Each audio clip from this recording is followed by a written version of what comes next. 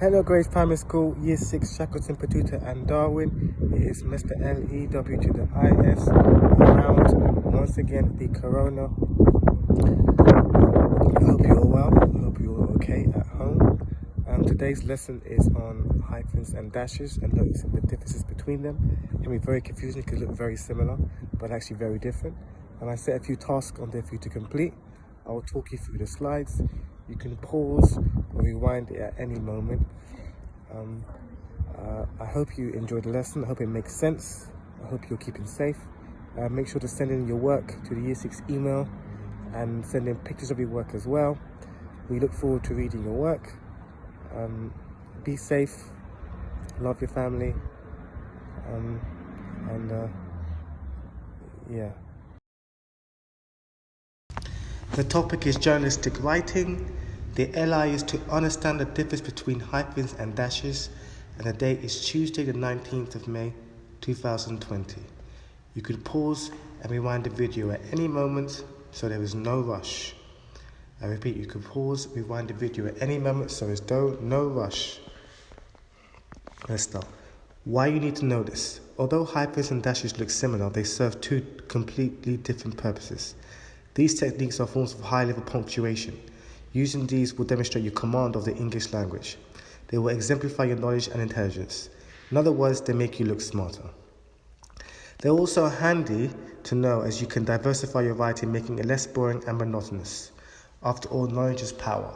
So using these techniques, although they're not used, they don't seem used in books and across the board, they are useful to know because by using them, it levels your intelligence up and it allows you to use different techniques to make your writing more entertaining and to inform as always.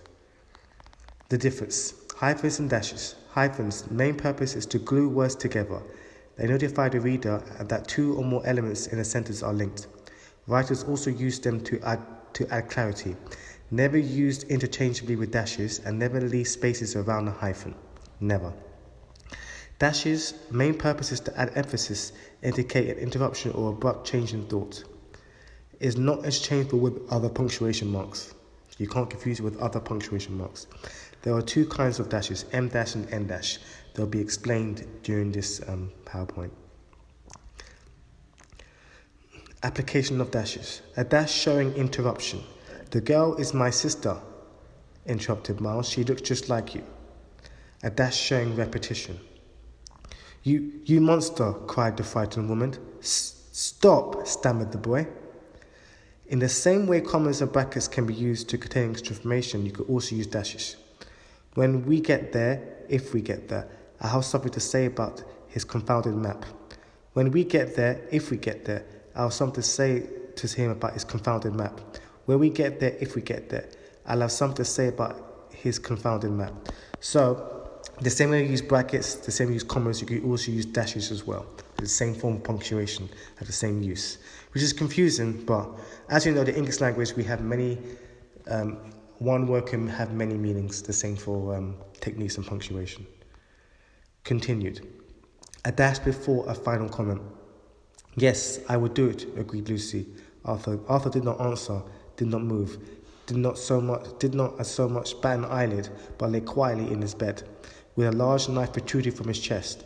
I just have to make one phone call to the police and it's all over. Don't think I won't do it. She got home, put the kettle on and sat down. Then she remembered, I'd love to go out with you to dinner when hell freezes over. These are all examples of dashes and how they can be used in different ways. The M dash and N dash and hyphen.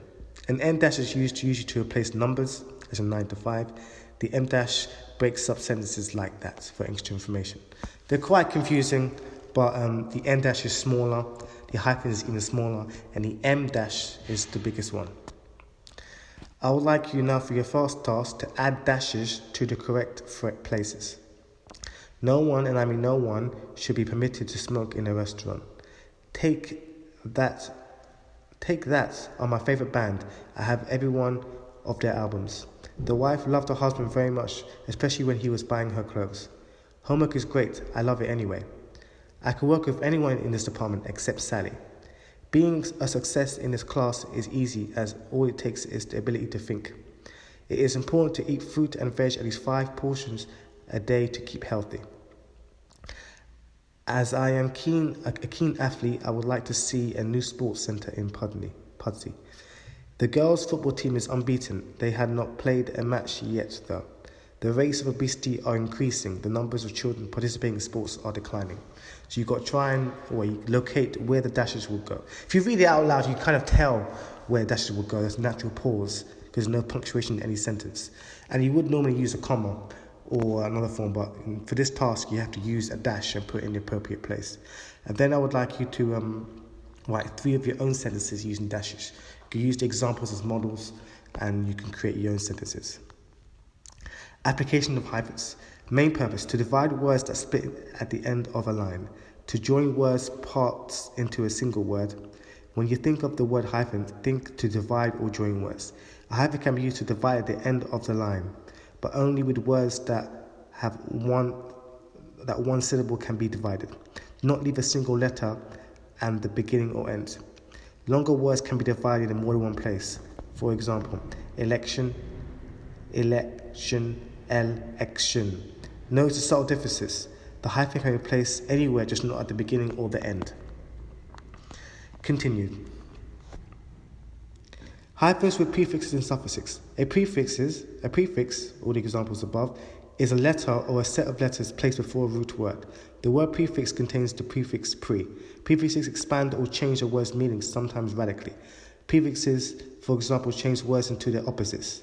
Political, apolitical, friendly, unfriendly, honor, dishonor. You should be well aware of these practices and understanding of prefixes and suffixes. Hyphenate prefixes when they come before proper nouns or proper adjectives. Examples consist of trans-American or mid-July. Suffixes are not usually hyphenated. Some sectors are style, elect, and free, for wild style, re-elects, or sugar-free. But they're not usually used as suffixes, they usually use prefixes only. More uses of hyphens. Use a hyphen in compound numbers, but only for numbers 21 to 91. Very important. Before or after the integers, the rule does not apply. So before 21, no, and after 91, no. Hyphens are used to tell the ages of people and things. A handy rule, whether writing about years or months or any period of time, is to use hyphens unless the periods of time are written in plural form. For example, we have a 2-year-old child. We have a 3-year-old child. That's with hyphens. No hyphens. The child is 2 years old because the years are plural. The child is 1 year old, or day or week, so theirs are not plural. They can also be used in fractions as adjectives. 2/3 of the majority, 4/5 of the population. Additional uses. There are some established compound adjectives that will always be hyphenated. Examples such as well-known, English-speaking, part-time, state-of-the-art, well-educated, narrow-minded, forward-thinking, and more. Hyphens can also be used when 2 or more words expressing one thought of action as an adjective before the noun. The 2 words have to be linked for the same sentence. For instance, long-range plans, high-staked game, cold-hearted individual. Notice the last word in the sentence or in the phrase is a noun, not a verb. These 2 words are hyphenated because they contribute to the defining noun. This wouldn't work if a verb was at the last word in the sentence. For instance, short distance running. Now I would like you to complete this task and put in the appropriate hyphenated words into the correct sentence. Then I want you to write your own compound adjectives into your own sentences using the words below. For instance, blue-eyed, cold-hearted, tight-fisted, and short-tempered. And your final task is both combined. It's a SAT-like question. They're both out of 9. I would like you to complete the both tasks. You've got to use a single dash or pair of dashes to each sentence so to make it correct. Humaira, the newest student in school, was late for class. So instead of using commas, you can use a dash instead. So I would like you to identify where you have to use the correct dash. The second task, write down whether each sentence uses a hyphen correctly. So you've got to check and see which ones you write correct or incorrect, or you can tick or put a cross in the box to write down whether or not you think which sentence has the correct use of hyphens. I hope you enjoyed that task. Please make sure you send your work to the Year 6 email and take photos of it. If you want, as an extra task, you could write down some of your own sentences using dashes and hyphens to further practice and to get more familiar with using them, as they're very useful. That's it. Peace and love. I hope you enjoyed the lesson, and take care.